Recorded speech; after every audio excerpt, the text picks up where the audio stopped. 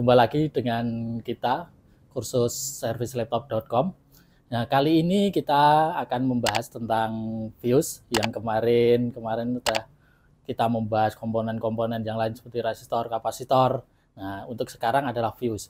Fuse sendiri adalah sebuah pengaman di sebuah jaringan listrik maupun di komponen elektronika, di board-board elektronika, itu banyak yang memakai itu.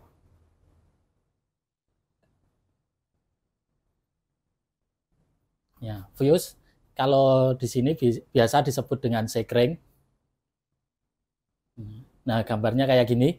Nah, ada macam-macam sekring yang kayak gini ada di elektronika buat elektronika. Nah, yang di sini ada yang di motor, mobil maupun di perangkat yang lain. Nah, kalau yang di laptop semacam ini agak nggak jelas gambarnya, kurang jelas. Nah, terus kalau yang laptop bentuknya atau bentuk yang kotak kecil seperti komponen resistor SMD. Terus kalau sekring itu atau fuse mempunyai kode nanti di rangkaian atau di sebuah skema itu adalah F, bisa PF, bisa S, tergantung pembuatnya. Tapi kebanyakan F kalau di laptop, F atau PF, tergantung posisinya nanti. Terus simbol, nah kayak gini simbol, kaki 1, kaki 2, seperti apa ini, gunung dan lembah. Nah, F1, fuse 1, nomor 1, kemungkinan di rangkaiannya yang lain ada fuse yang lain, ditulis tambahan 1, kayak gitu. Nah, bentuk kayak gini di laptop, ada yang kayak gini, terus ada juga yang kayak gini, coklat, ini hijau, nah putih, hitam, terus hitam ada kode 0, ini berarti dia nggak punya hambatan. Itu gambar-gambar untuk yang di laptop.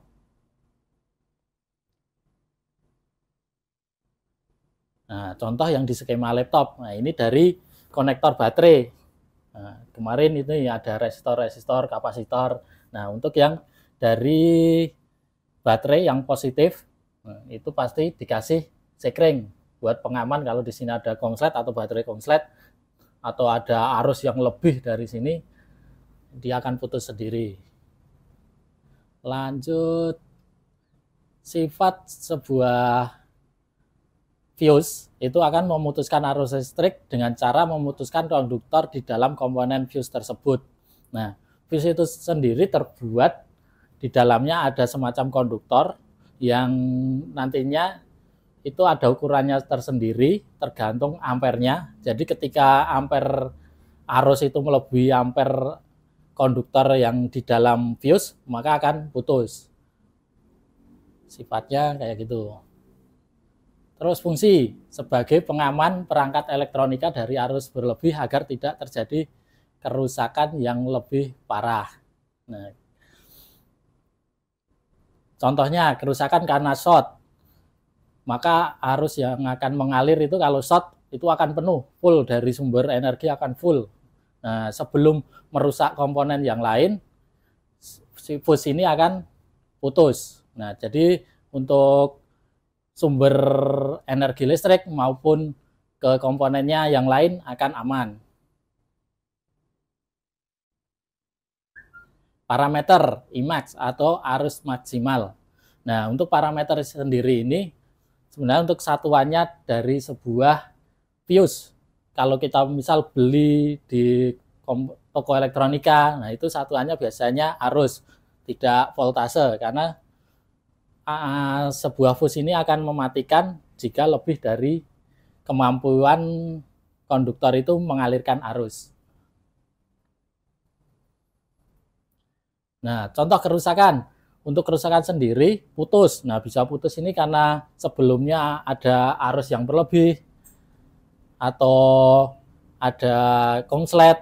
Nah, untuk putus ini kalau ada fuse yang putus, usahakan untuk pengecekan yang lebih lanjut. Jangan hanya langsung diganti. Misal ada fuse terus mengalir ke sebuah rangkaian. Nah, rangkaian itu apakah ada yang short? Nah, kalau ada yang short itu harus dihilangkan dulu, baru diganti. Nah, nilai resistansi besar. Nah, secara fungsi ini akan mengalirkan listrik atau arus listrik, dan kalau normalnya nilainya akan sangat rendah atau mendekati nol. Jika ada resistansi yang besar, nah, itu bisa dipastikan bahwa sekring itu tidak normal atau rusak. Efeknya kalau resistansi jadi besar, ya arus yang lewat di situ akan terhambat, seperti ada resistornya. Terus tegangan akan berkurang, itu pasti. Penggantian dan pemasangan. Nah, sekring itu bisa diganti dengan nilai yang sama, nilai ampernya. Terus bisa dipasang bolak-balik. Jadi karena sekring itu tidak punya polaritas, maka bisa dipasang bolak-balik. Kayak gitu. Nah, untuk tambahan, untuk pengukuran sekring bisa menggunakan buzzer.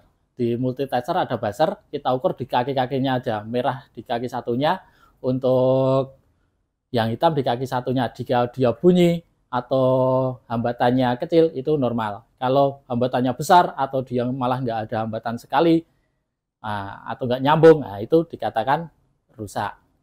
Oke, untuk sekring cuma sampai sedemikian dulu. Untuk selanjutnya akan dibahas komponen-komponen yang lain, atau mungkin nanti ke skema. Yang mau teman-teman yang mau kursus bisa hubungi di sini. Terus kita akhiri. Wassalamualaikum warahmatullahi wabarakatuh.